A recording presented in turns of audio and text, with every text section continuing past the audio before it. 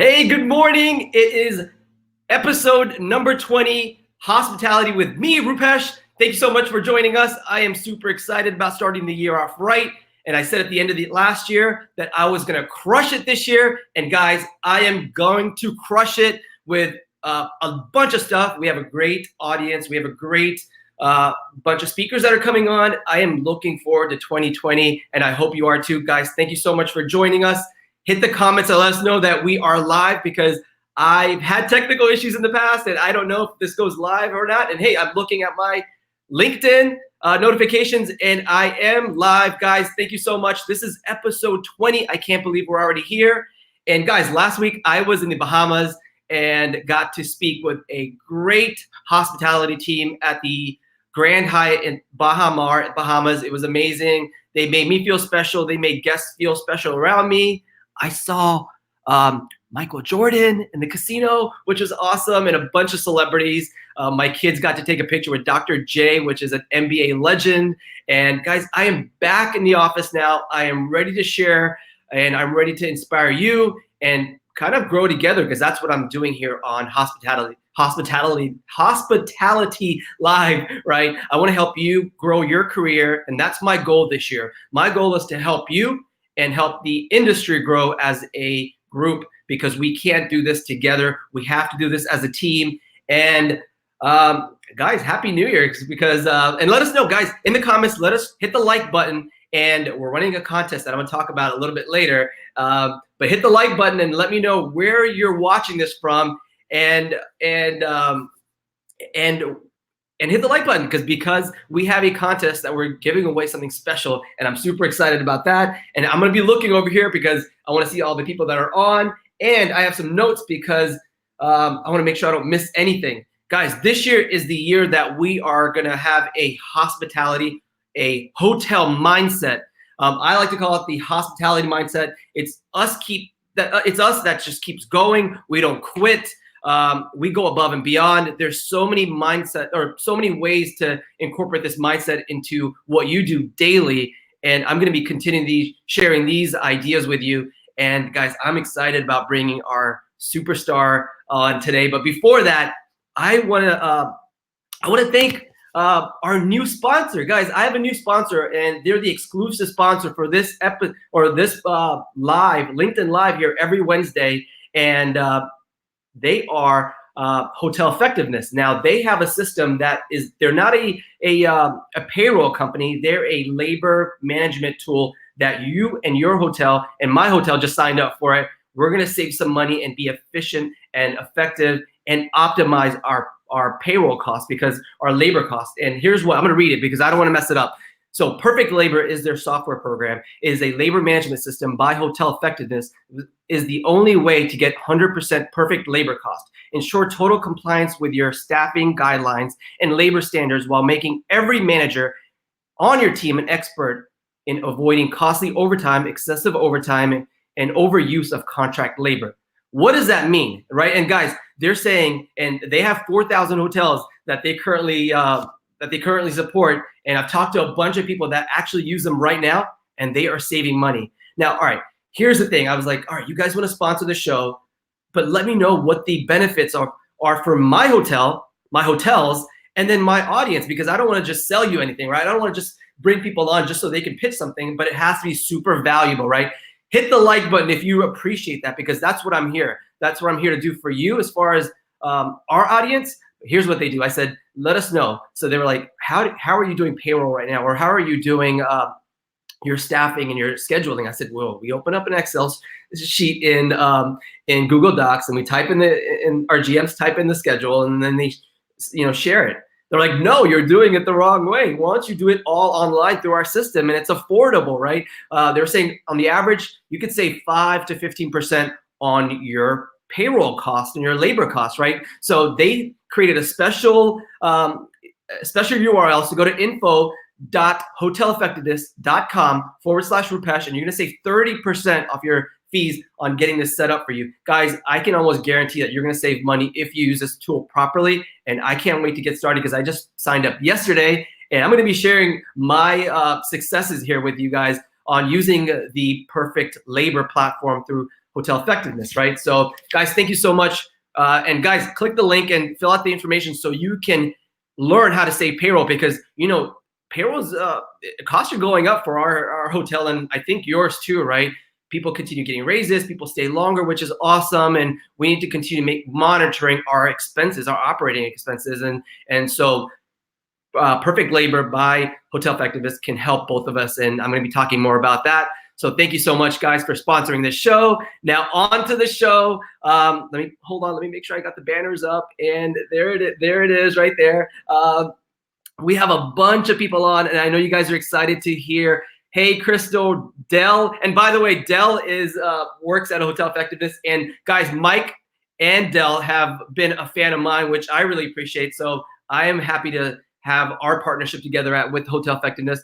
Guys, we have Jamie, Jennifer, Brad, a bunch of people are. Guys, keep commenting. Let us know where you're listening from, and I appreciate you just being here to support the hospitality industry. And guys, let's introduce me. But before I introduce the special guest, I want to show this video to you because I watched it. I'm like, I gotta show this because it's amazing what he's done and built this big following worldwide. I think he said he's been to his show has been on over 120 countries worldwide. So watch this.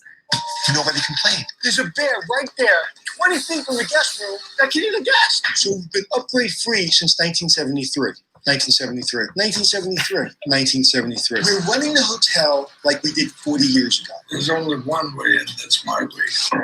Yesterday is the test. Only one way, my way. Guys, I want to introduce to you the one and only. Let me see if I can get him on. Get him on. There he is. Anthony Melchiorri, thank you so much for being on. And that guy said, it's my way or the highway. Is that? Well, hold on. That was a long time ago, that gentleman. And that gentleman actually became my friend and is a lovely person. And him and I cried. And it's probably, if not my favorite show, in the top 3 favorite shows I've ever been on.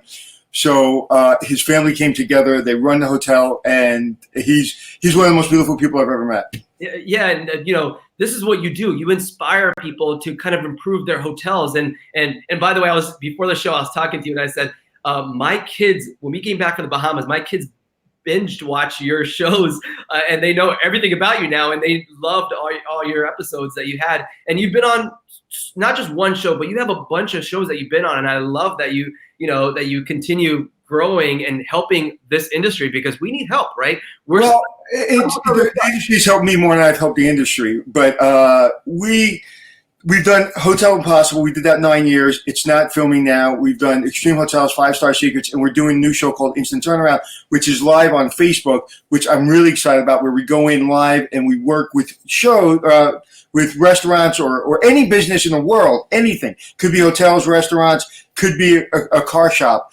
a mechanic. And we go in and we help them live on the internet. So if you want to see me screw up and you want to see danger, watch me do something live on the internet. It could be pretty fun.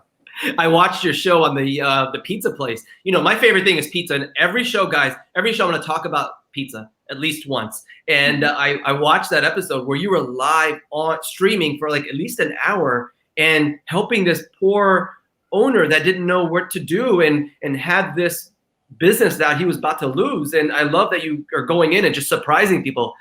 Was that guy surprised? Well, he wasn't surprised. He knew we were coming, but I didn't know him. I didn't know anything about his pizza place. He has to approve. He's got to sign something with my production company, and he's got to let us come in. But like we literally did it in 24 hours. We said we were coming in, so he knew we were coming, but he had no idea. I had no idea, and it just turned out to be something pretty amazing. And I want to talk about something. The lighting in this area is terrible because you didn't send me that light you said you were going to send me. This is true. Listen, last week I said, or 2 weeks ago I said, Anthony, I'm going to send you a light that I use. And should I show it? Should I show the audience what the light? Here, look. This is my office, and here's the light. And there's my DJ setup. Here's the light that I was going to send you. And he's like, no, I'll get it. Don't worry about it. I'll get it. Of course I didn't get it because I was traveling, and I don't use the space. But anyway, so so it's an exciting show. It's something we're doing all over. Could be anywhere in the world, could be anywhere in the country, and it's live on Facebook. Like to get live on LinkedIn. Why won't they? They gave you live on LinkedIn. They won't give me live on LinkedIn. Why is that? I had to wait 6 months before I got approval. I've been 2 months so far. You got time. I'll see if I can nudge them a little bit. And Jeff Weinrich, the CEO of LinkedIn, you got to send him a direct message. Say, hey, listen. You sent him a direct message? No, but I've been connected with him, or at least following him for quite some time. And there are some people within LinkedIn that you can probably reach out to possibly get a bump up in the. Well, it's that. You know what? It's I'm working on too many things right now, so I'll let you do it, and I'll just show up. Hey, that works for me. God, listen, Anthony, I am excited about the stuff that you're working on and the stuff that you have worked on. Tell us what you're currently working on. And you were on the show about 3-4 months ago, and it was exciting to see you and Glenn on. And I know what you're working on, but tell the audience what you're currently working on and how besides the show, and I'm doing a podcast with my friend Glenn Houseman, Checking In with Anthony and Glenn, that thanks to the hotel community, the hospitality community, it's getting 50,000 downloads. So it's been unbelievable. We have great sponsors, everybody from Cintas to Sherwin-Williams. So we're really excited about that. And it's fun. I mean, it's a place where we're going to get better and better. We're probably going to start doing video. And it's just been a lot of fun. And we talk about everything from room amenities down to some government issues, everything. We talk about everything. And we have everybody, every leader on. We've had leaders from Hilton, Marriott, and you name it, they've been on the show. And what I tell Glenn all the time is it's in the hospitality industry, seems like I'm relatively well known. So a lot of people know me. Glenn knows everyone. I don't know everyone. Glenn knows everyone. Shout out to Glenn. And you knew Glenn before you knew me. So everybody knows Glenn. I walked down a convention floor with Glenn, and he's a rock star. And so, oh, yeah, you're with the hotel guy. All right, that's nice. You're with the Hotel Impossible guy. Glenn, how you doing? Want to have a drink? And I hold the camera and take pictures with Glenn. Anytime we're at a convention, I always text Glenn and say, Glenn, we got to meet up at the bar. We got to have at least one drink, and we got to find out. We got to catch up. And Glenn's been at Glenn's not a big drinker, but Glenn's been at every single bar of every single hotel from here to California, from New York to California. Yeah, he's like, I'll just have a water, and you could grab your gin and tonic, which I love. And is that what? Yeah, he drinks. Well, once in a while, like when we do our podcast, we do at the Garden City Hotel, which also sponsors our podcast. Garden City. If you haven't been to Garden City Hotel, it's amazing. So we have a drink there, and he has at least one drink. But basically, what we're working on, me and my partner, we're working on a company called Hospitality Success. One of the things that people ask me all the time is, Anthony, why don't you have a management company? Because I don't want your problems. I don't want to run your hotel. I don't want 17 vice presidents between me and you.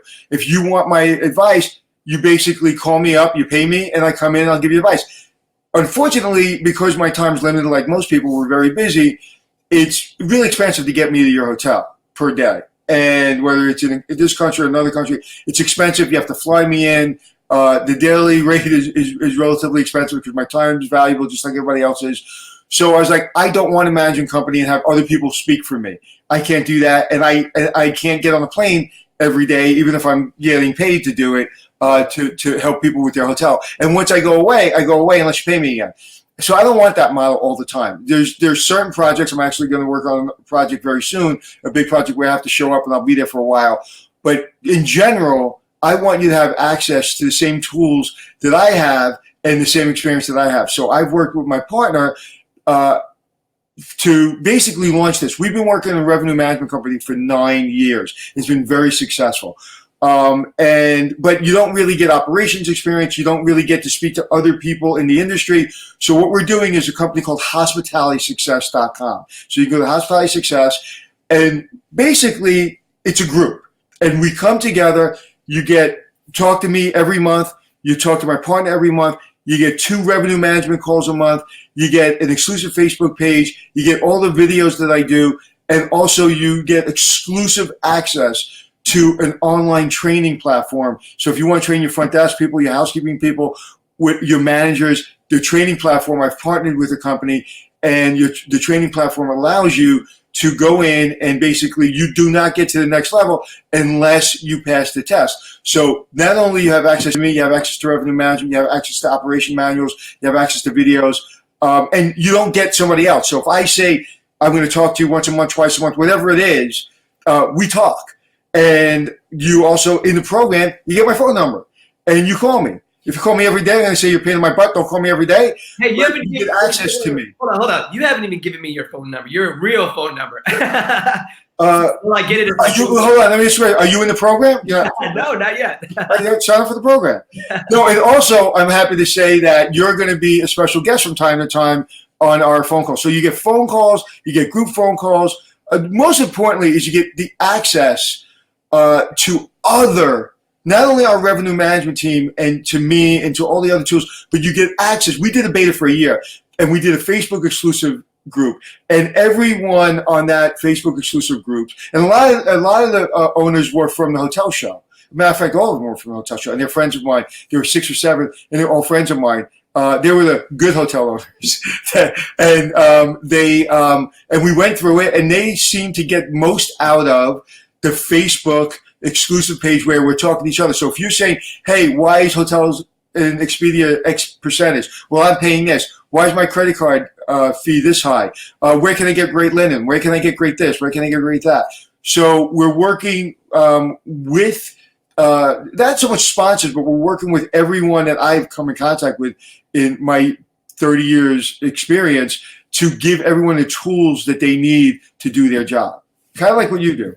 Interesting. So listen, guys, I know nothing about hospitality success because you were like, let's wait to the show and I'll explain it. So I don't know a single thing about it. I just said, listen, I will help you, support you. I'll share some content with you on your platform. And so you're saying this hospitalitysuccess.com is a online kind of like a community courses, and you get to learn and connect with other hotels. Well, really what it is it's a conversation. So if I have a call on Friday, and on that conversation, we're going to listen to all the people in the program. And this week, we're talking about their questions. They're giving me questions. Me and my partner are going to be talking and addressing those questions. And what are their concerns for 2020? So then we have an outline for the things that are concerning them for 2020. But typically, we can talk about revenue management, operations, labor costs, all the things that we need to talk about as operators. And it's not exclusive for the hotel business, any business. That's why it's not called hotel, and it's not called even service. I don't want people to think it's a service company. It's a hospitality company. If you're a Frankfurt vendor, if you're really nice and I go every single day on the same block in New York City and you're nice to me, I'm going to buy you a hot dog. My dry cleaner, whatever store, whatever business that you come in contact with, basically, it's about hospitality. So it's not just hotels, it's hospitality success. This is going to grow over a period of time. This is something that I'm going to do when I'm retired. I want to be able to talk to hospitality folks for the rest of my life. And I figured, how can I do it without getting on a plane, being away from my family? How can I do it without breaking people's banks who are already in desperate financial need? And how can I do it that's very, very affordable? This program, and when I say program, I don't like the name program, but this learning tool basically allows you to come into the program, have access to me and the tools without breaking the bank. It's less than what a brand charges you for revenue management on a month. Less than. Wow. So we're making it ridiculously affordable.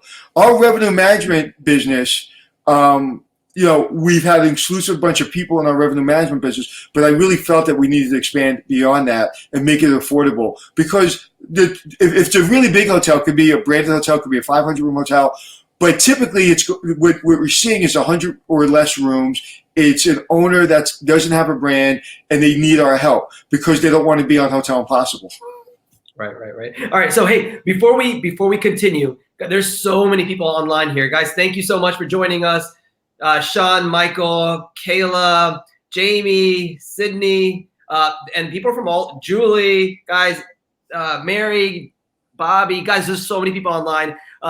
Hit the like button. And also, guys, I don't want to forget about the contest. We have a contest, and it's if you enter, here's how to do it. Enter the contest today, and we're going to announce the winner on Friday randomly. I'm entering the contest right now. Hold on. Go ahead. All right. So the contest is hit the like button first.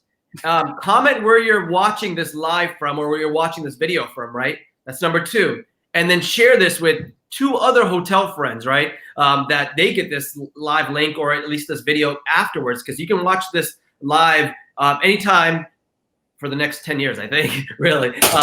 Do that, and you'll be entered in to win a free 30-minute consultation with this guy right here, Anthony. For me? Hello? Yeah, 20 minutes? Okay. Is that okay? No, I said 2 minutes. No. That was good. I'm sorry, I said this last time, but I'm just having like studio envy. Like I'm looking at your studio, your lighting, and I'm very upset. That's why I have a production company. They like me the right way. But yeah, a 20-minute consultation. Get on the phone with me. I'm not going to try to show you my program. We demand 30 minutes. Which I said 30 minutes? We demand 30 minutes. 29 minutes. All right, 30 minutes. But again, what's really important to me is you're very accessible to people. You're giving this content for free. What's really important to me is to give people a hand up. I don't want your problems. I don't want to run your hotel. I've run hotels for 30 years. I will help you learn. The greatest compliment you can give me is, we don't want to be in the program anymore. We've got all the information we need. Thank you. If you do that, that's great. There's going to be 10 people behind you, hopefully joining the program. So when you graduate, and when I talk a program, it's not like you're taking tests and I'm going to send you thousands of pages of material. It's conversations. It's the Facebook exclusive page. It's monthly calls. It's bi-monthly calls. You know, we talk about revenue management. We're going to have a revenue management team exclusively look at your hotel. And one of the things when we started this program, we really thought it was going to be heavy operations and heavy P&L stuff and heavy financials. But what we learned is, at the end of the day, people want to learn about revenue management and people want to learn about how to grow their business. You know, one of the things that you posted the other day was about social media and what are you doing for social media? And I think that was the first comprehensive list that I've seen in a long time. And where social media doesn't typically book your rooms right there, but it's your concierge. It's out there talking to the guests before they come to your hotel. It gives them a sense of who you are and what you are, and a sense of trust that, hey, when you come to my hotel, you already spoke to John, you know, through social media. We got you. We know who you are. And it's so important that nowadays. So we need to talk about things like that, and we're going to talk about everything. Right. But the most important thing is, there's two ways to do this. I'm a TV guy. I've been on TV for almost 10 years. I travel all over the world. I do speaking engagements all over the world. I can make myself very separate. I can make myself where if you want me to come, it's X amount of dollars. You get me for 2 days and I go. And I decide that's not a model that works for my lifestyle. I don't want to be on a plane 300 days a year. It's just not something I want to do. And I don't want to take your money and then not be able to talk to you again unless I come back or unless you pay me. I want something that's affordable for everyone to help people. That's what this program is about. This is something, like I said, I want to do when I'm 97 years old on my front porch. This is, and it's taken me a long time to figure out what is something that I can do, still do everything else that I'm doing, still function in everything else that I'm doing, still do all the traveling I'm doing, but really give people access to me and my team and to people like you. You know, one of the things being involved with Glenn Hausman is I've got access to so many people just being involved with him. He's helped my career and he's helped our podcast so much just simply because he's introduced me to people. Right. So, all right. So let's talk. We're going to come back to hospitality success. Let's talk about your experience as a GM. And I wrote down in the show comments, I said, you know, we all make mistakes as leaders. We all make mistakes as as GMs. What's a mistake that you learned from as a GM when you're working in this big hotel? I think you're working at a hotel in Orlando, right? Is that correct? Right. What's specific? Well, I've worked in a lot of hotels, but what's the specific question? I'm looking up here and I'm looking over here. Sorry. Yeah. What's the specific question? What's one mistake that you learned? Now you can look back at it and say, listen, you know, that was a mistake, but I'm glad I learned it, and I'm glad I went through this because, you know. I talk too damn much. I talk too damn much. I suck up all the air in a room when I'm running a hotel, especially when I'm turning around. I'm not a know-it-all, and I'm not arrogant, but I talk too damn much. And what I've learned over the years is to try to listen more, and also have people around me. Have performers. I always say there are good performers that can be great. I'm in a position right now where I just don't have time to basically, that's weird. Did you just change the screen? Yeah, that's better. I don't have time for people who are just kind of good. I need high performers around me. So that's another thing I've learned through turning around Nickelodeon. Once I got the high performers around me, I walked around and kissed babies and shook hands. And I just don't have time for people who just want to be average or even good. I want people who are high performers. Guys, that's the bell. Anytime somebody offers some great advice, I ring the bell at every show. So listen, that is great advice because we have these people on our team. We might have some members or associates on our team that they think they care, but they actually do not care, and they're just there to earn a paycheck. And I like that mindset where get your A team together. Get the people that actually care. And guys, yeah, but what happens? I can't find them. I need 5 employees. I only have 3. Then work harder. Because you're going to work harder by getting a mediocre employee on instead of waiting and taking the time. I'll give you an example, really not about employees, but about waiting. I ran the Lucerne Hotel back when I was younger, and the owner came to me and said, hey, we need to put a restaurant in. And you know how restaurants and owners and hotels go. So I got a great restaurateur who's one of the most famous in New York City and one of the greatest hotel owners in New York City. And I put them together, but it took me 5 years. The space went empty for 5 years on the corner of 79th and Amsterdam in New York City.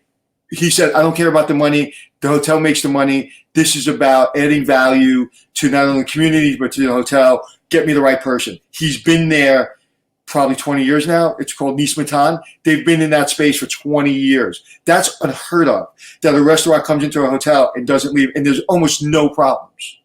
wow. So you have to wait for the right opportunity, and then you live in peace for 20 years instead of at war.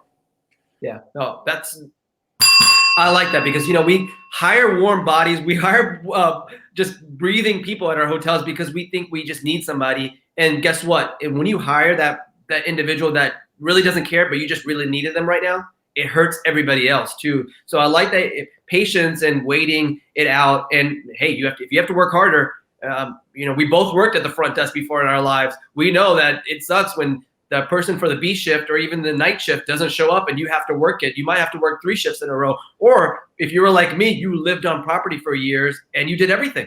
Like I remember at 2 o'clock in the morning, and I would work the night shift because it was my wife and I living in the motel where they would ring the bell at 2 o'clock in the morning, 3 o'clock in the morning. I would have to wake up and go rent a room. And it was tough, right? And there would be times where we had people and then we didn't. So we would work all 3 shifts, right? Right. And that's typical of the small hotel owner.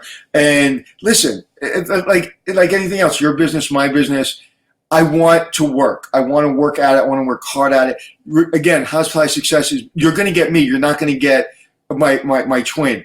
You're going to get me on the phone. You're going to get our company. We're going to be talking to you individually. We're not going to just kind of call it in. And that was a really big concern for me because my time is limited. But everybody's time is limited. So I'm going to make it work because I think it's important, and I think that this is the best way to grow the business without having a lot of infrastructure. I don't want a lot of infrastructure. I don't want 17 vice presidents. I don't want any of that. There's too many headaches, and this way it gives us a voice. So because I understand that people are working 3 shifts, people are sleeping behind the front desk, and I want to be able to show them a new way. But sometimes I won't be able to show them a new way. Sometimes I'll be like, listen, this is what it is. You're going to sell the hotel or you're going to work like this for the rest of your life. You're not going to make a lot of money. You bought yourself a job. If you want a job, great. Stop spending money on me. You go work your job and God bless you. So it's going to be what you see on Hotel Impossible. It's who I am. I'm authentic. I may tell you I can't help you and, sell the hotel. Yeah. Yeah. I learned this one thing and it really changed my life. I was working in my business instead of working on it. And that's why I would wake up and work all 3 shifts. And I would do that, all those things. And I'd be the housekeeper, but everybody, I would be that one person that just worked and lived there. But I didn't understand until someone said, why are you working in your job? Why are you working in your business when you could be working on it? And that's when I said, you know what? You're right. I could be doing all these other, I forgot the book now. It's a super popular book. I forgot the name of it now. I'm gonna think of it. If somebody knows that book, Work on Your Business, Not in a Business. Hold on, let me look at my list here. Don't have it. That book changed my life. Like instead of working the front desk and working that back in the day was like $6 an hour or whatever, I started trying to get people to come to my hotel, which was through marketing. It was through sales. It was when online came aboard, through online, right? It was hiring the right people. It was all those different things that changed my life. And if we can do that, and I love that you're doing that with your hospitality success, that you're teaching people to grow, because, last week I was talking to a manager in the Bahamas. I said, listen, what if your associate that works for you, he had 30 people working under him. I said, what if he knows more than you and he takes your job, right? Because a lot of GMs, a lot of leaders think that if I teach this person something, they're going to take my job, right? You ever notice that? Not only I've noticed it's something I've talked about over and over again. And those are just, there's two types of people, right? And if you're afraid of somebody taking your job, then you're going to lose your job eventually. So I can't even surround myself with those people. There's a mindset that I just can't deal with. And like what you just said, it's like, are you in the hotel business or are you in the business of hotels? I'm in the business of hotels. You're in the business of hotels. You're not in the hotel business. There's a complete difference. I was in the hotel business for a long time. Now I'm in the business of hotels and in the business of hospitality. So people that have a mindset that they're afraid somebody else is going to take their job. When I get somebody that's around me, especially a young person that's smarter than I am, people will tell you, people that may be listening to this right now, they have seen me get emotional. I mean, I get so excited because one of the things that people don't understand is when you walk into that office, literally in 3 seconds, that owner saying to himself, if you're a high performer, I can't wait to give this person the keys to my hotel so I can go to sleep. Like, we know it instantly. We know it in 3 seconds, like, this person's a high performer. We're done. As a matter of fact, all the people around me, whether it be my partner now, whether it be the person, my assistant, whether it be my consultants that I work with, I found them on the road. I found them in my working at hotels and just said, okay, when I run my business and whether it be consulting company, whatever I need, these are the people that are going to be, involved with me. And they're all high performers. They're all really the best of what they do. I should have a lot more people around me. I should have a lot more support. I don't, because I just don't have time. I talk in half sentences. I talk really fast. I want you to understand everything that's coming out of my brain in 30 seconds. If you don't, I got to move on. And so, especially with people around me, there's my assistant right now is handling a lot of stuff for the program, and I'm literally talking to her in 2 seconds, sending one word text to her, and she's got it. She's got it under control, and she sent me these great, wonderful spreadsheets that I don't read. And then I said, take the spreadsheet and put the bullet points and send me on text message. Because anybody knows me knows I work through text. That's the only way I work. I don't work through what that means is your team is in line with what the goal is, right? And I love that. And so, no, hold on. Or we don't know what the goal is yet. We still haven't figured out our mission statement and what our mission is. We haven't figured out the goal. We know what we need to do. We need to make sure that when people sign up for the program, they don't feel screwed. And there's one guest, one of the person that signed up last week got in the middle of kind of some administrative mess, and she's not happy. And we're going to make her happy. I'm going to talk to her, I think, on Friday, and we're going to fix it. And that's what it's about. There was some confusion, and it's about making it right. And it's not about saying, "Oh, it didn't happen" or whatever. It's like, hey, this is going to be a great program, and we're going to have it's going to be flawless. But it's going to take us a while to get there. It may take us a couple of weeks, not a couple of months, not a couple of years, a couple of weeks, and we'll get it right. And if there's a problem in a couple of weeks from now, that'll be a problem for me because there's no reason if I have the performance I have around me that will have this problem. The person that's going to screw this up is me. Hey, listen, so this is a great mindset also for GMs and leaders. Like, when there's an issue, what do? Tell the truth. Be transparent. Just be transparent. Tell the truth. Just like, I suck, I'll suck less tomorrow. That's what it is. It's like, listen, you want to yell at me? I'll say I'm sorry. You want to keep yelling at me? Keep yelling at me. But I've already kind of come to the truth, my truth about the problem, and I'm sorry. And it won't happen again. And if it does, we'll figure it out. But transparency, the power of transparency and the power of vulnerability is so important. And I'm not changing on this podcast. I mean, on this LinkedIn Live, I don't change on my podcast, my shows. If you have a meeting with me, you and I talk privately. This is who I am. And, I'm very proud that the hospitality industry still allows me to come and join it, and I'm still allowed to be in a business. And matter of fact, Glenn says it all the time. He goes, "You're going to run a hotel soon, aren't you?" I was like, "Well, I'm working on buying a hotel, but I want to be a general manager again. I really do. I want to take over a 5-star property, and I want to be a general manager at one point in my career before I kick the bucket. Could be 20 years from now. Could be tomorrow. I don't know, but probably not tomorrow. But I miss taking a dysfunctional property that's basically go bankrupt and the owner losing their reputation and getting everybody to be talking about it. And I do that with A performers, and to be the orchestra of those unbelievable human beings is something I miss tremendously.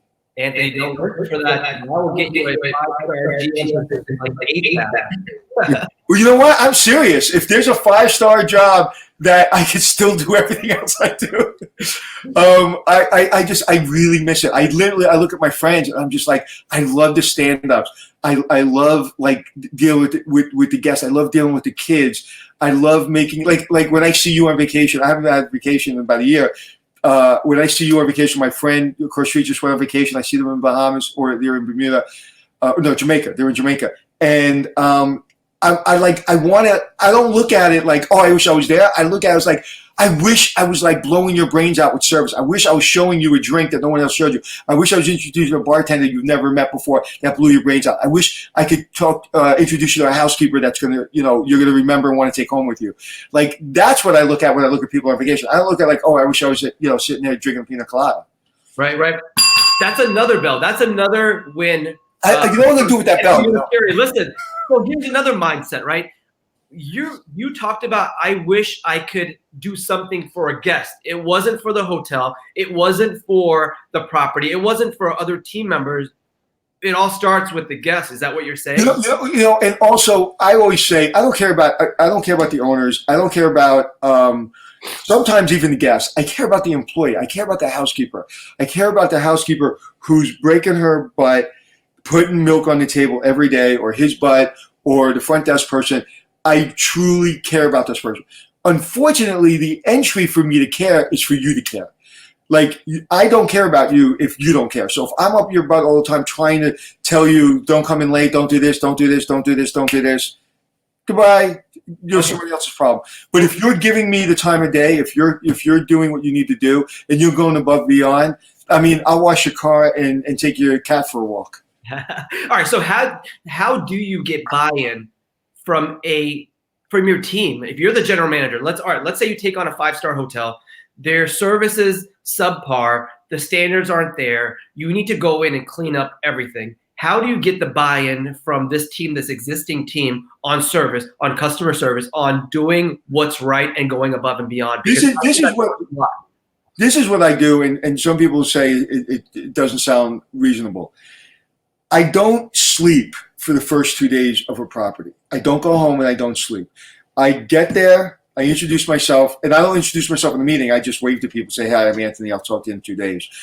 And when everybody's sleeping, so I'll work all day, figure out the financials, figure out where we are, the STAR report. So the first thing I have to do is I have to get in the mindset of financially and revenue and expenses, where are we? I have to do that. I can do that in probably an hour. I get that, and then when everybody's sleeping at 2 o'clock in the morning, 3 o'clock in the morning, 4 o'clock in the morning, I walk around the property. I walk around the property for almost 48 hours. I'm flying around that property. I'm writing notes, and I'm doing it. I do it every single time I take over a hotel. And I don't really talk so much, and I look rude, and I look like I don't know what I'm doing. I look like a crazy person. Last time I did it, one of my bigger properties, I lost 18 pounds in 2 weeks because you can't. Once you get in, and once you start getting people's opinions of the problems, you lose your way. You got to see the problems, and you got to know them instinctively. You got to know what the dirt tastes like. You got to know what that property feels like. Not from anybody else's perspective. You don't care about anybody else's perspective, because if I'm coming in, 50% of those people are going anyway. 50% of those executives are probably not going to last. So I got to come in. I get my own perspective. I don't come in because I'm coming in to take over a good hotel. I'm coming in because the hotel's not functioning. So unfortunately, a lot of times it's because of the executive team. So if it's not functioning, I've got to see why. And if the executives that tell me that are a problem telling me why it's not functioning, what the hell am I doing? So I do that for 48 hours, and then I take a breath. I go away, have a nice dinner, get some sleep, come back, and then I go about my business. Then I want your opinion. Then I want to know what you think. Because I've already made my decision. I already know what the problems are. 99% of the time, I know what all the problems are in that 48-hour time spirit. However, I may get a high performer to come to me and say, hey, you think you know the problems, but this, that, and the other thing. I'm like, oh, okay, thank you. I didn't realize that. I thought this. And they're like, no, it's this. And I'm like, okay, that makes sense. Or I get somebody that's not a high performer that I've seen 17 things in their operation that doesn't work, and they're trying to excuse their behavior, and I already know, and I'm already asking them questions, and they're like, how's this guy know everything? It's because I'm making phone calls, that nobody knows I'm making as a guest. I'm walking around the property when no one can see me. I'm listening to employees talk. I'm listening, but I have to get that in my brain in 48 hours. And once it goes on my brain and it goes on my tablet and I put it in my drawer, it goes away, and I don't think about it anymore. It's here. So it just subconsciously all comes out of me. So I don't sit there and look at the list, go, I gotta do this, I gotta do this, I gotta do this, I gotta do this. I feel it, I sense it, I smell it. My owners are usually, grabbing me by the neck, and they want results. So I don't have a lot of time. That's how I do it, but that's probably very untraditional. Well, you got a lot of energy, which I appreciate, because I feel like we're very similar as far as when you go into property, you understand what that hotel needs, and it could be a limited service, select service property, or it could be a full Absolutely. You can just feel the vibe of that hotel, and if that staff really cares or not. And I don't want to talk about bad about any hotels, but I did experience recently a horrible stay at a hotel, and I'm embarrassed to even talk about it, because I took my family there, and I wish I read the reviews, and I wish I had done the research prior to us booking this place, and we quickly left. And wait, you didn't read the reviews? I did not read the reviews because I'm shutting you off. busy doing other things. I didn't. I'm shutting you off. I'm sorry. Hold on. No, okay. He's ready. He's like, don't do it. Don't do it. Going back to my question, how do you get the buy-in? Because I get this question a lot, and how do I get the buy? What's two things that you can get buy-in from your staff? That's okay. If you see the general manager, vice president, whoever I am at that point, if you see me doing that for 48 hours, and you see that I come in way prepared, and I come up with the mission statement relatively quickly, and I'm looking you in the eye, and I'm engaging you, and I know the issues, and I'm telling you, yes, you're right. You need more tools. You need more resources. Yes, you're a good performer. You're a high performer, and you haven't had tools. I know that already because I've seen it. I feel it. I got it. I'm looking for ways. That's why I looked at P&L, and I've already got $10,000 for you because I saw something that we can give you another $10,000. I saw in the STAR report that there's, we're running a 90% index, so I know that there's room for revenue growth. So I'm already making promises based on what I've decided in the first 48 hours, and they're trusting me because I'm not going to say, let me see. The worst thing you can say to an employee when you take over, we'll see, because you have 37s, we'll see. I'll let you know. You have 37 of them. You got to make decisions instinctively. You got to make decisions decisively. You get the buy-in. If you don't have the buy-in in the first few days, you never get the buy-in. When I come in, there's two mindsets. One, I can't wait to continue working with this guy. I can't wait to get the hell away from this guy.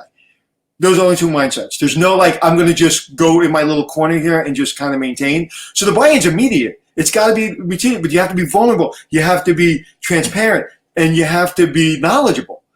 Right. And you start getting knowledge from your employees over a period of time. But if you don't walk in with a basic knowledge, and if you could start saying yes to people or no to people and have a reason why, immediately, then they're like, holy crap, this person's already on top of things. That's how you get buy-in. How do you get the buy-in for customer service? So let's say you walk into this property, you're the general manager today, and maybe in the next week or two, you're going to understand these guys are not happy, or they're not smiling, they're not greeting guests, they're not engaging. How do you get them to understand that this is important, that being happy and being having that smiling, hospitable face is number one. The first thing. That's your problem. That's the owner's problem. You hired the wrong person. This is about smiling. If you have to tell somebody to smile, there's a lot of people I know that don't smile behind the front desk, and they're amazing. This is about your attitude. This is about your passion. This is about taking care of people. If you don't get it, goodbye. So if you don't get the buy-in, they're in the wrong position. I mean, I don't have to get people's buy-in. I don't have to explain to people I hire what service is. If I do, and I understand, I've worked in B markets. I've worked in limited service hotels. People are saying, well, Anthony, you think you're this 5-star guy, this 4-star guy, this highfalutin New Yorker. No.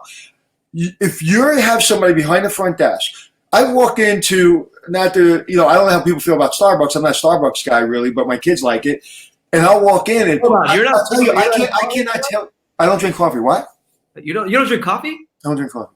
You sound like you do drink coffee. You have too much energy. Where do you get this energy from? All right, continue. I get this energy because if the average male lives to 80, right? If the average male lives to 80, I only got 26 years left, man. So I got to get it all in. I got to get it all in. Hey, that's why you don't go to sleep, because you think you're missing out on life. Is that true? No, I don't think I'm missing. I like what we're talking about. If you were talking about, cannonballs, I don't know if I'd be so interested. So I get excited about this stuff. But this was my first job. This will be me in the coffin. Alice, my assistant at the Algonquin, said, "Hey, boss, you're leaving Monday. What are you still worried about? It's Friday at 5 o'clock. You're gone. You're not working here anymore. Why are you still worried about things?" I really, truly believe you find people, not people that know how to push a button, no opera. Train them. I want somebody that when everything is going upside down, the computer crashes, they look in the guest and say, "Can I buy you a drink? Man, this is stressful. Isn't this stressful? This stinks. I'm so sorry. We're going to take care of you. I'm going to walk you to the room. I'm going to let you in your room. I'm going to give you whatever I need to give you." And understand humanity. Understand that we're all people. Understand that you're in my hotel. You're not in you're home. You're in my hotel, but you're at home because it's your home for the night. So you start with a mission statement. We will be the #1 hotel in my area for service. You start with that. Everything can be questioned. Every question can be answered, and every answer can be questioned. You start with we have a mission. We're going to be the #1 in service. And the only way we can do that is through owners, taking care of the owners, taking care of the guests, taking care of the employees, and taking care of ourselves. If we do that, we'll be successful. I don't get up in the morning to be #1. Matter of fact, I called the principal that my daughter goes to the school in my area, and I congratulated him. He's #5 best schools in New York City. And I said, "Congratulations." And I knew him. I know him so well. You know what he says to me? "I don't wake up to be #5. Right. This is New York City. It's got hundreds, thousands of schools. And he goes, "I don't wake up to be #5. That's my mindset. I don't wake up to be #2. I may be #2. I may be #17. That's fine. I'm a good loser. But I want people that want to win, and I want people that understand that if they don't, it's okay. Just do better tomorrow. It's okay. We're a team. If we lose as a team, win as a team, it all works out." But I just don't allow somebody to be behind the front desk on their phone. I don't allow people to kind of hang out like this. I don't allow people not to wear their uniform, shine their shoes. I just don't allow it. So it's not a policy. It's not a training session. It's not any of that. It's, "Hey, let's have a conversation. This is expectations. What can I do?" And that's another thing. I'll give you everything you need. I'll give you every resource you need. Then you better perform. Right. And then you keep them going by coaching and training. Is that what you're saying? Ongoing coaching and training? Because, there's some people that just need that extra push. They care. They came on. But there's two things we're talking about. We're talking about two different things. We're talking about attitude and service and being presented to the guest. And that comes naturally a lot of times. And yes, you can shift people a little bit. The training, and I truly believe that, and that's one of the reasons I set up Hospitality Success this way. I think people spend way too much money on training and manuals, and everybody's reading the trend. I won't tell you where, and I won't tell you the brand, but I was just in a session in Vegas talking to students. And this young lady is working for a brand, and she said, "Anthony, for the first 2 weeks of onboarding, they have me in front of a computer taking tests." She goes, "I'm bored out of my mind. I want to change brands." And this is a very powerful brand that we all know and love. Yeah. And are in front of a computer. You've got to talk to people. People remember that one word you said. That. You know how many people stop me and say, "I remember when we were, 20 years ago, and you said this." And I was like, "I said that? Yeah, I did say that." And you still remember it? Matter of fact, I hope Brian's listening. Brian worked with me at the Nickelodeon, and I was on set somewhere in Ohio at a water park, and the water park wasn't doing well, so we went to his water park. Kalahari Water Park in Ohio, which is unbelievable, spectacular. And he's running that. I didn't know he was running it. We just went as a crew to show people how a really good water park is run. Well, they said the executive wants to meet you. And I said, fine, whatever. Off camera, I'll meet him. Because I wasn't going to meet him on camera because I was meeting somebody else. I'll meet him. And it turns out to be Brian, the guy that I worked with. And we hug and we kiss and he shows me around after I do the shot.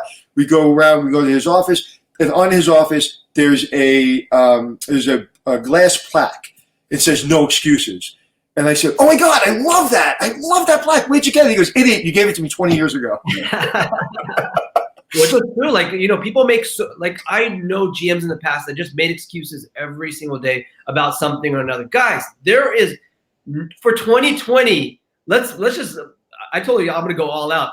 There are no excuses for anything. Like, don't make an excuse. Say what you're going to do and do it, right? Is that true? Like, listen, there's two mindsets, right? There's the mindset that you and I have and the people that surround us have. And then there's people that want to have our mindset. So how do you do that? What does no excuses mean? Accept the problem. Accept like the challenges. Like right now I'm having a couple challenges in several different of my businesses. And I'm accepting the challenge. I'm accepting that there's a problem. And then I'm identifying. One of the things that my managers, when I ran hotels, what they hated was these words when there was a problem. Who did it? It's like, no, it's not about him. It's not about her. No. I'm going to give the person promotion. I'm not going to fire them. I don't care. It's not about, I don't care. It could be me. Who did it? What was the problem? This person did it when? Okay. Are they trained properly? Let's go talk to them. I'll go talk to them and say, hey, man, you made a mistake. Don't be there. I make mistakes every single day of my life. Why did you make that mistake? And typically it was our fault because we put barriers up and policies up that don't make sense. So, when you're making excuses, there's always a solution, but you don't want to see it because you're not being real with the problem. If I say, well, let's put in another policy to solve that problem, I may not be solving that problem. I want to speak to the person that made that mistake so I can fix it. In the hotel business and a lot of businesses, the biggest problem is we're trying to react to problems, not prevent them. I like to prevent problems. Like you wanted to prevent my lighting problem and send me a light because you knew I wouldn't buy one because I'm running around and I didn't get it. And you could have prevented that problem and I didn't allow you to prevent that problem. But you didn't say, hey, Anthony, go buy it. You said, I'm going to send it to you. Yeah, I would have sent to you and I'll still. I would let you send it to me now because I'm not going to get it. Text me your address and I will send it to you because I see the value in helping people out. And just like that conversation, we could do the same thing with our team. If you think that they can use this one extra tool, like anytime we have a housekeeping meeting, I always give I throw it out to the staff. I said, listen, I know the owner, but I'm also here to support you guys. And so when I'm in these meetings, these manager meetings that our GMs might have, I say, listen, guys, raise your hand or let us know if there's a tool that can make your life easier, right, and better, because HospitalitySuccess.com. There you go. And Anthony, do you put if somebody makes a mistake? Back in the day, here's my mistake. When somebody would do something wrong, I would type up in Word and say, "Do not do this" or whatever it was. Don't do this, and tape it up next to where it was. Remember those signs like "Do not turn this light off," and you'd post it right next to the light switch. Right. Yeah. And it's like when there's a guest complaint, we write it in the logbook, and everybody signs the logbook. And my question is, what did we do? Well, I signed the logbook. He said, "What did you do to fix the problem?" The guest didn't come back down and talk to me about it. So yeah, there's a lot of that. There's a lot of, and this is another thing that's really important. Really important. Don't set policy in an email. Don't set policy in a voicemail. Set policy talking to people, and then put it in writing. Get everybody's buy-in. I have never sent an angry. I don't think I have. So somebody will probably send me an angry email I've sent. I don't think I've ever sent an angry email. I don't put anything out there that I don't want people to know how I'm feeling all the time. Because maybe I am angry, but if I put it in an email, you may get the anger and you don't really get why I'm upset. So I like to talk to you, and I think I'm pretty clear in my expectations. So don't write stuff in email. Don't put things in the back office saying, don't do this, don't do that. You can do that, but do it in a policy form and do it in a way that reminds people in a positive way. We've all seen signs when you walk into a hotel or any business and it says, We don't accept credit cards. We don't do this. Well, why don't you put it in a way that's nice? Yeah. I don't know how you would do that, and then say, have a great day. Thank you for your understanding. Right. It's the way we talk to people. People think that I'm very direct, but I don't want to hurt anybody. And I think I'm kind. I am kind. And I don't have mean more than my body. But we have an expectation. If I own the building, I've been owner or partner in several buildings, in several hotels, and I have the same expectations as an owner as I have as a general manager, as a front desk agent. I want to make the guest happy. I want to make the hotel profitable so I can have fun. I can get a promotion. And I can make money, whether I'm an employee. And if I'm an owner, that means I can buy a second hotel. Right. All right, Anthony, this has been amazing. But can I say one more thing and I'll shut up? See, I talk too much. Yeah. We spend too much time on hoping people will change. We spend too much time on they're not getting service. Did anybody ever have to tell you, like, you have to get service? Like, I've never had to be told to be nice to people. Like, the person that's giving me $200 a night for a room or $50 a night for a room, I never had to be told that if they're unhappy, make them happy. I've never had to be told that. It's just like common sense to me. So if I have to train you, like, I can train you on what our standards are, but I can't train you to be nice, man. I just can't. Right. I think that's natural. I think it comes from you just having a good heart. I think it comes from you caring. And that's like a big mindset that we as owners and general managers need to know, that does this person A, B, does this team actually care? And if they don't, they're never going to care, right? If they don't care about themselves, they're not going to care about guests, right? And you can see that from their performance. You can see how they speak to people. You can see how they come dressed to work, how they're punctual, right? There's a lot of different things that we can do to and a way to get their buy-in, a way to kind of get them on your side to understand what you're doing.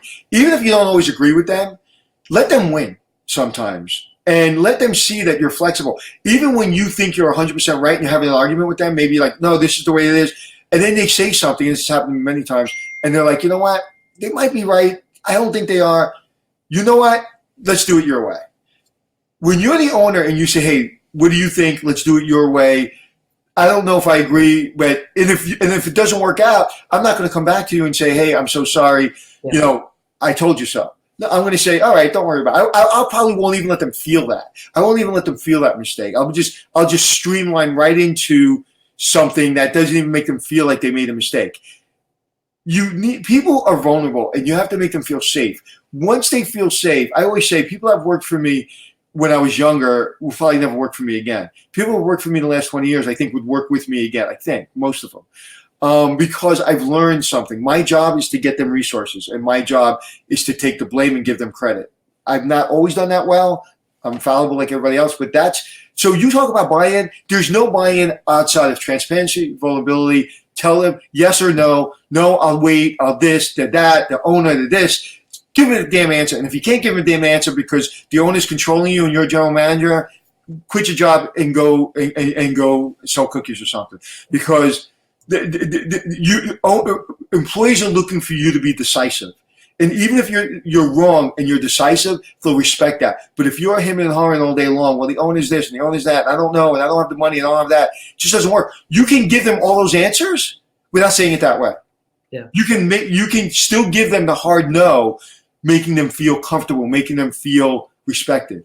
Yeah, I think here's my tip on buy-in, Anthony. I like this. Somebody asked me this a couple of conventions ago. They said, "How do I get my team to buy in on certain things or this one idea I have?" Well, I was like, "Are you just directing things? Are you just telling them what to do?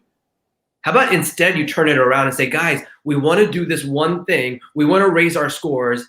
Let's get everybody's input on 3 ways we can raise our scores. And out of that, we'll all choose and vote for the best one, right? Instead of me just telling you, oh, you know what? I think we should just do this and that's it. That's the bottom Because line. what you're saying is you're not asking them to choose that buy-in. You're asking them to choose the buy-in to you. I get buy-in to me. And then once I have that buy-in, I use it. I'm very scared of it because you bought into me. Now I owe you. You trust me, so now I owe you. So now I'll have to fight with the owner about money or whatever it is, and I'll get you what you need, and I'll stay up and clean rooms with you. Whatever I need to do, we need to get the buy-in to us, not to a standard or to an operation. I buy into people. And once I'm bought in, you can tell me to go stand on the corner and sell pencils today because that's what you want me to do. I'm done. My partner can call me right now and say, hey, Anthony, I need you to fly out to Vegas and I need you to hand somebody an envelope because I'm afraid it won't get there in the mail. I'll be like, okay, I'm on the plane. I swear to God. Whatever she tells me to do, I'm doing because I bought in.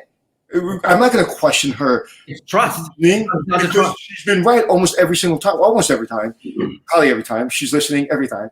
And it's really important to me for people to understand everybody's a boss watcher, and you had a good teacher because you bought into the teacher. You didn't buy into the school system. You bought into the teacher.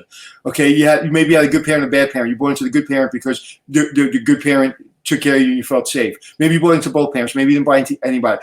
You buy into people. You don't buy into the home or the school or the hotel. You buy into the person in charge of that. And if you don't buy into them, screw your policies. So either you like me or you don't like me, either you buy in or you don't. And if you don't buy in, you're not working on my team. And I'll promote you to customer and I'll drive you to where you need to go. But you can't be on the team because at the end of the day, I'm working for my housekeeper. I'm working for my owner. I'm not working for anybody else. I love that. I love that you're going to step in and work when your team's having an issue. You're going to go in. Well, hey, listen, will you clean a room? Will I clean a room? Damn right. You don't want me to clean a room because I suck at it. But damn right I'll clean a room. I haven't cleaned a room in a long time, but I'll do anything. But you have to, like, I have to trust you. So if my supervisor says to me, I need you to clean a room today, I'm not going to ask them, well, why isn't this person, that person, this person? If they came to me and they say, Anthony, I need you to clean a room today, they went through the list. And if they're asking the general manager or the owner or the VP to clean a room and I'm questioning them, I have the wrong person in the position. Because I know they're never going to ask me to clean a room unless they're done with options. And I'm going to clean the room, no questions asked. Not to be a hero, it's just because I don't want to clean a room. I don't like cleaning rooms because it's really hard work. I don't want to work that hard. I want to talk to you. But I'll do it. Of course I'll do it. Right. And but I won't question why I'm doing it. I love that mindset. You will do it. Like you're ready to dig a ditch. You're ready to work hard. You're ready not just to make excuses up, right? And that's a mindset for a lot of general managers that they have to take in this year because there's still general managers out there that won't do that job, that doesn't care, right? And those people, please leave our industry or find something that's going to make you happier because we know that you're not happy here, right? And guys, if you agree, hit the like button because that's like hospitality mindset that I'm going to be sharing the entire year this year. Well, what I think is important is, I'll give you an example. In our business, we had on when we were going through it, and we've been working on it for a year, and we had a lot of things that we were providing, and then we cut it down and streamlined it. And one of the things was emergency phone calls. You would have to buy in at a certain level for emergency phone calls, which I think makes a lot of sense. But I'm going to trust that when I work with clients, that if you know the structure, that we're going to talk once a month or twice a month, and you're going to talk to my revenue management team, and you're going to have access to me, and I'm going to be on Facebook answering your questions, and I'm going to be doing all that, and you call me a lot, I'm going to tell you, stop calling me. I'm not your management company. Don't call me 27 days in a row. Yeah. If you use that emergency phone call and say, hey, Anthony, I have a problem, I'm going to call you back. I was just talking to somebody yesterday, and they're like, I can't believe you called me back. Not my client, just a college kid. And I'm going to call you back. I'm probably going to call you back. I'm going to tell you, hey, I'll call you back at 7:12 tonight, but I'm going to call you back. You know, haven't I responded to everything that you've asked me to do? Right? Most of the time, except the light. And so I'm going to give trust to people that emergency phone call, they're not going to screw up the whole company by calling me every single minute of every single day. I'd say go hire a management company. I truly believe there are great management companies out there, but there are a lot of bad management companies out there. And this product, Hospitality Success, allows you, if you're an owner that has good people and you're an owner that wants to learn, this will take the place of a management company potentially, or supplement a management company. And I have access to tremendous amount of people in the industry that can answer any question. So, are we done yet, Mr. Rupesh? Because I could talk all day. You look bored. You look bored, so I stopped talking. No, I'm trying to figure out, so I have 15 other things that are going around me, my live read at the end, people commenting. So I'm I got to be honest with you. I'm used to having producers do everything for me and my assistants do everything for me. So not only your graphics are great, not only your lighting is great, your marketing is great, man. you are, and I'm not saying this because you're my friend. I just met you, 3 months ago, 5 months ago, whatever. 5 months ago. Have we ever been in the same room together? Yes. We have not yet. But guys, if We there's haven't. somebody that Wait, you and I have not even met in person. But you've done such a great job that you've got me on LinkedIn Live twice just because you're so good. And like your presentation looks great. My presentation looks like crap. And that's what I really like about you is that I'm going to learn from you. Other people are going to learn from you. And you're not doing this for any other reason other than you're good at it. You want to teach people about it, and you can do it. You have the time to do it. Yeah. And I feel like I have the passion. I get a lot of energy out of this. It's not just for I can see it. It's not just to teach you, but I get a lot of energy out of it too. And which is another mindset that we should have. Like, we're not just doing this for somebody else. We're doing it for ourselves, right? We're doing it because it fulfills us, which is like the number one thing. It makes me happy. Like when people send me a message on LinkedIn saying, you taught me this one thing that changed my life, or I love your show, or I love this. It gives me a lot of energy to continue growing. And that's probably the same mindset with you, where you get this feedback and you get this love and it keeps you going, right? And well, this is human nature, right? This is like a human. Well, I'm writing a book with a gentleman named John Walcott, and we're going through it the other day, and he's getting me, like, he lets me go and talk. We're getting these great chapters and these great books about personal branding, and basically it's about personal branding through my stories. And he asked me, like, he'll let me go for an hour and then ask me one question. And all of a sudden, I'm literally crying my eyes out because I realized that one thing changed the trajectory of my life, that moment. And I remember being lost as a young manager and not having guidance and not having people to say, hey, I got you. You know, sometimes I did. I had a lot of good people that do that, but more than not, I didn't. I had to figure it out for myself. And so I remember that time of vulnerability of going to the Plaza Hotel and saying, you're the night manager. And I'm like, now what do I do? And figuring it out. So I want this program to make people feel safe. And in order to do that, I got to make myself available. I can't have my consultants, my VP, I can't have any of them answering questions that I can answer. There's going to be team members dealing with a lot of stuff, but you're going to get access to me. And because I didn't want to, I always felt that this access, and not access to me, because who the hell am I? Access to my network and to you and to everyone. And we're going to help each other. And that's what this is about. I told you, didn't I tell you off camera? I said, you're like, and I've never used these words. You're like becoming my mentor. And I've never used those words. I don't really have I had a mentor in the military. I had a couple of them, and one of them just passed away last week. But I use that word very, very, I don't use it very often. So you're teaching me things, and you're going to help me with Aspire to Success, and I'm going to learn. We have to learn from each other. And if I try to kind of make myself exclusive and try to kind of stay, that's over. That's 20 years ago. Now, whether it be Gary Vee, whether it be Grant Cardone, whether it be all these people you see on, they're making themselves accessible. And if you don't make yourself accessible, and I'm not trying to be any of those people. I'm trying to be me. And this is the way I do it. Right. You know, I can't do it the way they do it. Well, I'm all over the place because I'm trying to set you up for hospitalitysuccess.com. I appreciate this conversation. I mean, we could probably talk for like 10 days straight. Did anybody have any questions? No questions? Yeah, there are a ton of questions on the last one. All right, so let's see. I'm trying to, hold on a second. Okay. God, there's so many. Eric, thank you so much. Michelle, Keith, Robin. Here's a damn question.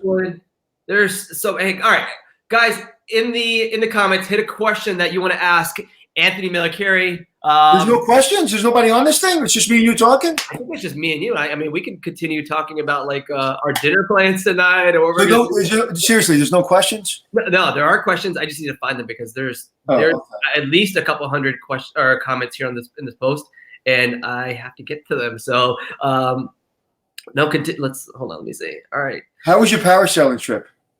It was awesome. I think that's my second time going parasailing, and it was beautiful in the Bahamas. So, and this week, I'm actually going to share a video that I ran into a housekeeper that was cleaning my room at the Grand Hyatt, and I said, "Listen, do you like this little cart?" It was a housekeeping. You see the big housekeeping carts. Well, these guys have the mini ones. I forgot what they're called. The little black ones. Yeah, the little black ones. And we started having this conversation about passion and about cleaning. And I said, "Listen, I've done the job you've done as far as a housekeeper. It's a tough job. Why do you like it so much?" And she's like, "I love my job because of my team. I love my job because of the people that are willing to step in when times get hard. And I actually did a video with her. I was like, hey, can you actually do this on a video? And she did. And so I'm going to share that video the next day or so. But, I think people are just saying they love our conversation here. I see Dell that's asking a question. Let's see. There's a bunch of questions on data management, labor management with, then have you ever had to fire an employee because they wouldn't do a dirty job? Yes. All right. And he says, Nemo says, have you ever had to fire an employee because they wouldn't do a dirty job, like clean vomit or something? Well, when I say, again, I worked in the New York City union environment most of my life. So there's rules and regulations. I'll give you a story. I was on a podcast and I had a general manager of a hotel. He didn't really want to tell me the story. I had to pull it out. It was me, Glenn, and this gentleman that ran a hotel in New York City. And he was on a main avenue and his front door of his hotel. And dogs used to poop all the time in front of the hotel. There was a residential building that went up right next door, and all these people had dogs, a lot of them, and they would poop in front of the hotel. So the time you call a housekeeper, the time the housekeeper comes out, it takes 20 minutes sometimes. Yeah. So they got into a deal with the bellman and doorman and said, listen, if you clean up the poop, we'll give you $25 every time you clean up poop.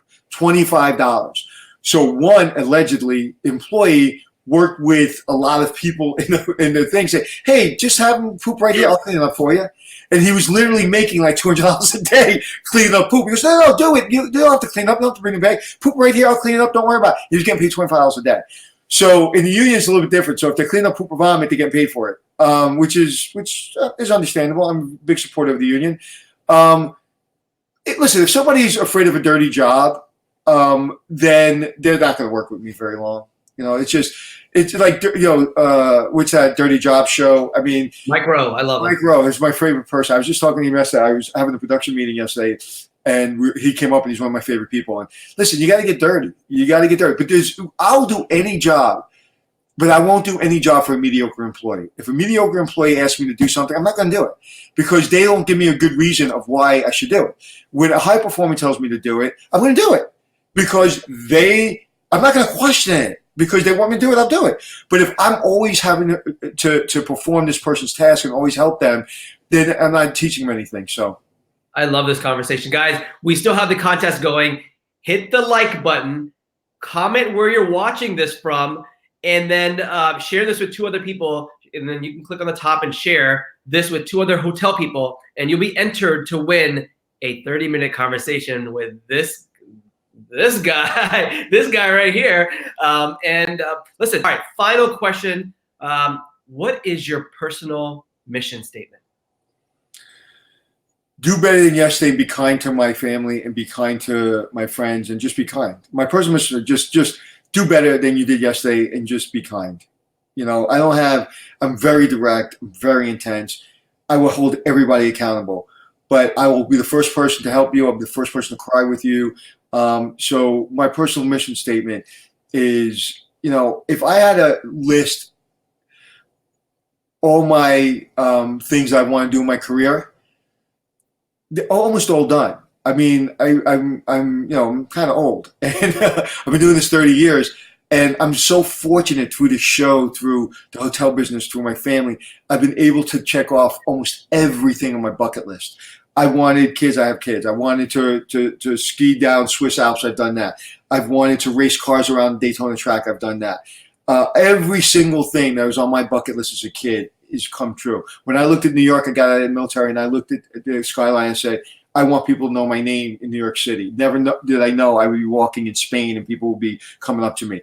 So it's now is making people understand it's not that scary, because I was a scared kid. And when you read in my book, there's a lot of heart-wrenching stories, and I'm being very vulnerable. It's not that scary, man.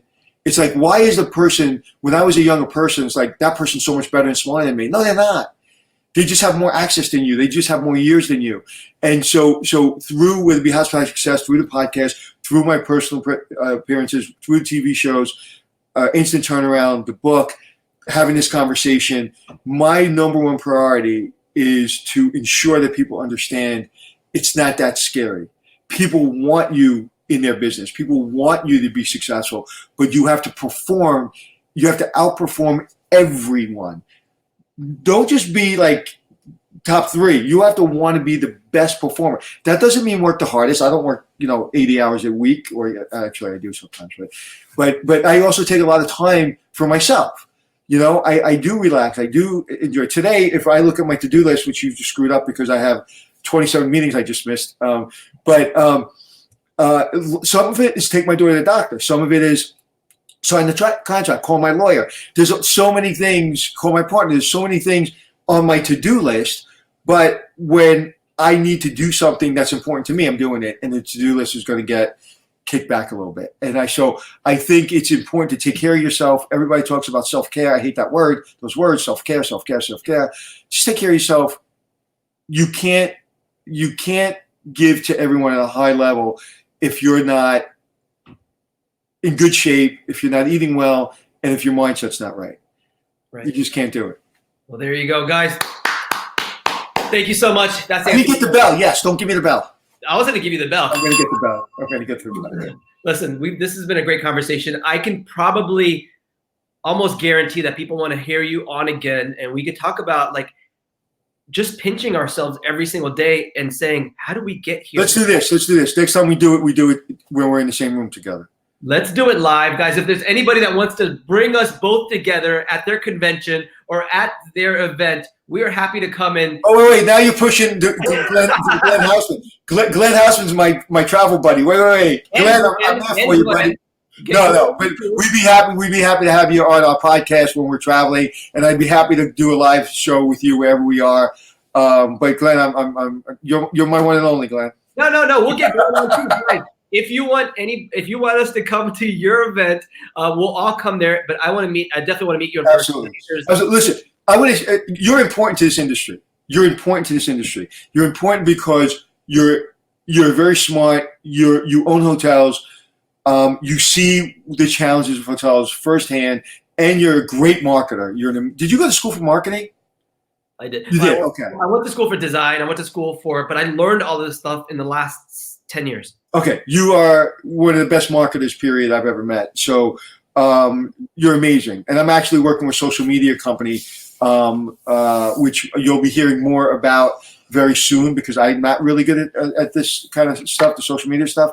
And they're amazing. Tamara and her team are great. And I'll be doing a video and posting it about them because I asked them to. I said, I want to post a video about your company because you're amazing. And there's a funny story of how me and her got to meet.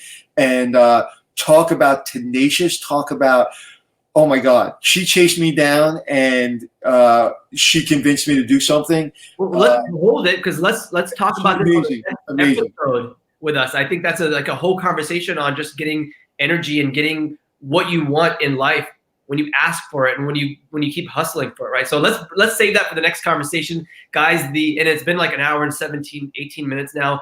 I know you have meetings, and you're probably like, oh my God, I'm missing out on. No, I do, but I'm going to ask you one more question. I'm going to keep you on a little bit, real quick. Sure.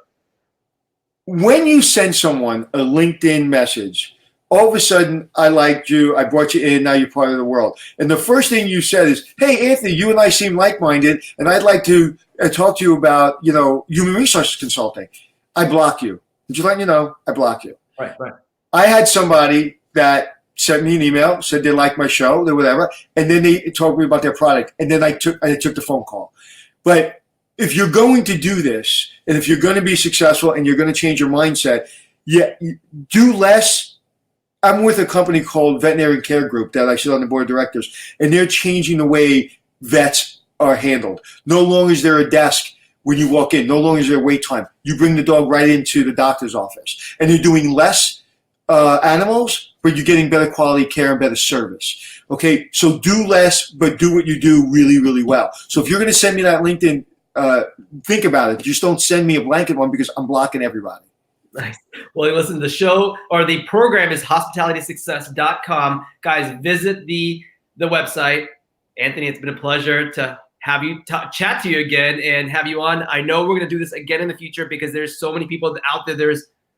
We've had a couple hundred comments and 1,000, probably 1,000 likes. I don't know. This is going to probably get at least 10 or 15,000 shares in the next day or so, which is awesome. Guys, did you like this conversation with the superstar Anthony Melchiorri? He's been awesome, sharing great insights. He got the bell. I agree with you. I agree with you 100%. I agree with you 100%. I am a stupid star. You're right. I didn't say superstar. No, that's the last thing I am. All right. You know what? I value your friendship. Oh, man. Well, thank you so much for being on. Let's chat soon, and we'll chat to you later. Bye. Bye.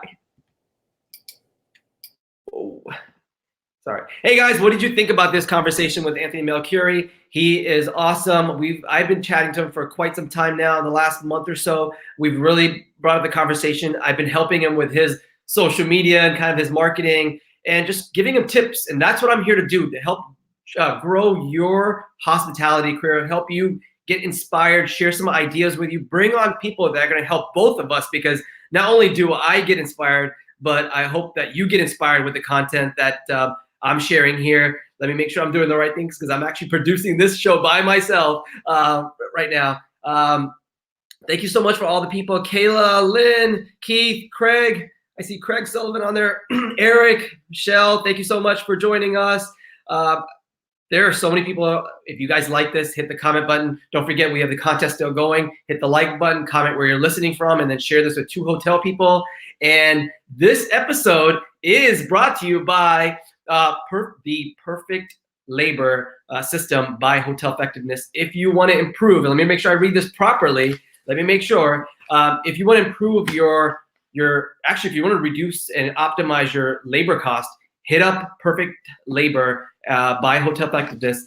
The link is right there, info.hoteleffectiveness.com, and use my link, because you will save 30% off of your setup fees. And guys, I'm telling you, they have 4,000 hotels that they currently have as customers, and these guys are saving money. And it's all about data, and it's getting schedules online. If you're printing and you're making a schedule on Excel, stop that. You're missing out on a huge opportunity to save right now on your labor cost with Perfect Labor by Hotel Effectiveness. So thank you guys so much. Thank you, Hotel Effectiveness,